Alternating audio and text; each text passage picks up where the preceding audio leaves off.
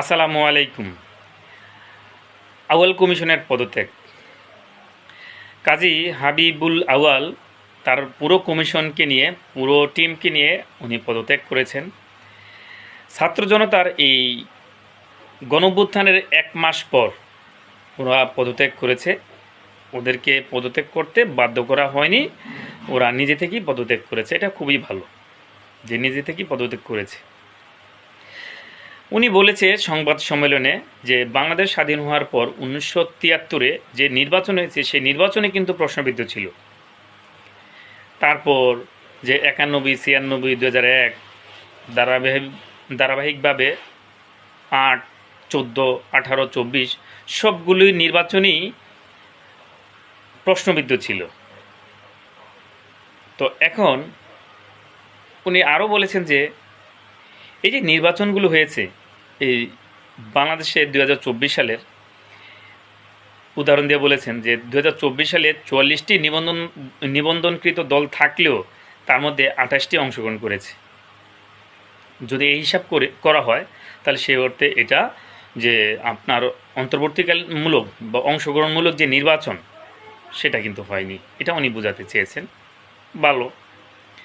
তো উনি বলেছেন যে যে সম্প্রতি যে নির্বাচন হয়েছে 2024 সালে সেই নির্বাচনে ব্যক্তির সাথে ব্যক্তির প্রতিযোগিতা হয়েছে, কোনো দলের সাথে কোনো দল প্রতিযোগিতা করেনি। তাহলে সেই নির্বাচন তো অবশ্যই প্রশ্নবিদ্ধ, বলার অপেক্ষা রাখে না।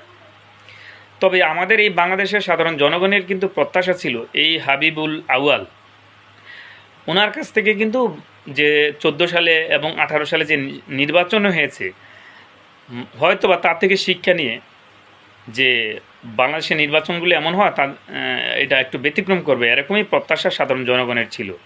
কিন্তু সেই প্রত্যাশা কিন্তু উনি পূরণ করেনি, বরঞ্চ এই বিগত যে সরকার তার আনুকূল্য ছিল এবং তারা যেভাবে বলতো সে এভাবেই করতো এবং নিজের উৎসাহ আরও অনেক কিছু করতো।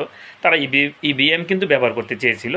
তবে সাবেক যে প্রধানমন্ত্রী ছিল শেখ হাসিনা, সেই শেখ হাসিনা যদি চাইতো তাহলে অবশ্যই ইভিএমে নির্বাচন হতো।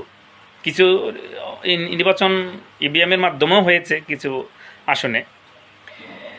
তারপর উনি বলেছেন যে 299টি যে আসনে মোট প্রার্থী ছিল 2024 সালে 1969টি,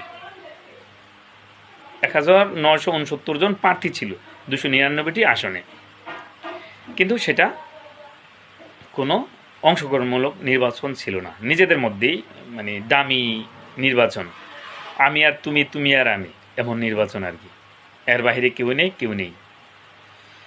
তো আমরা পূর্বে যে নুরুল হুদা কমিশন যে ছিল তা আমরা ভেবেছি সেই নুরুল হুদার চেয়ে একটু ব্যতিক্রম, উনি ভালো একটা নির্বাচন দিবে, হয়তো দৃষ্টান্তমূলক থাকবে। কিন্তু কারোই কিছু ওখানে আউয়াল কমিশন বলেন আর নুরুল হুদা কমিশন বলেন, সব কমিশন একই ধাঁচ, একই রূপের, একই ধরনের নির্বাচন দিয়েছে। এই বাংলাদেশের জনগণের টাকা ব্যয় করেছে, অপচয় করেছে, তারা খেলা খেলেছে, নির্বাচন নামে যে খেলা বলে সে খেলা খেলেছে, দামি খেলা, তামাশা করেছে বাংলাদেশের মানুষকে নিয়ে। বাংলাদেশের মানুষের যে ভোটের যে অধিকার, তার যে সাংবিধানিক যে অধিকার, সে অধিকারটা সে প্রয়োগ করতে পারেনি।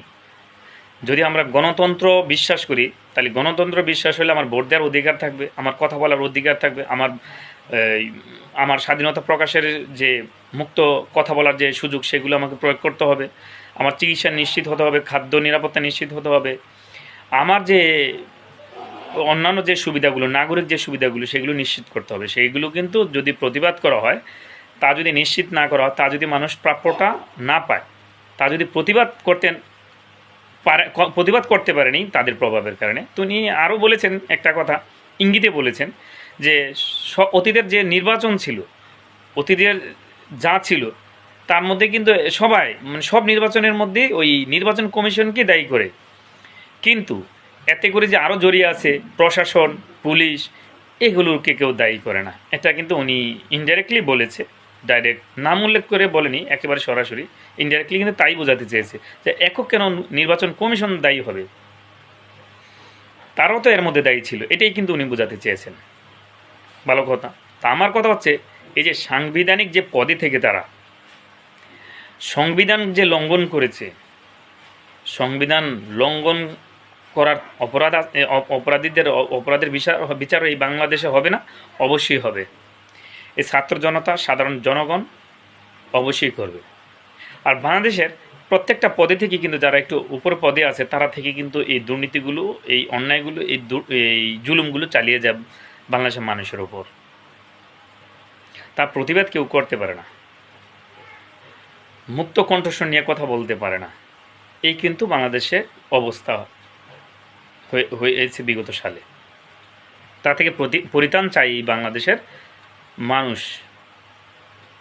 তো আরও অনেক কথা আছে, একদিকে একটা নির্দিষ্ট টপিকস নিয়ে কথা বলতে চাচ্ছি তো, বা কথা বলছি তো এই জন্য একটা বলতে গেলে একটা নাম আসলে সেটা নিয়ে কথা বলতে মন চায়।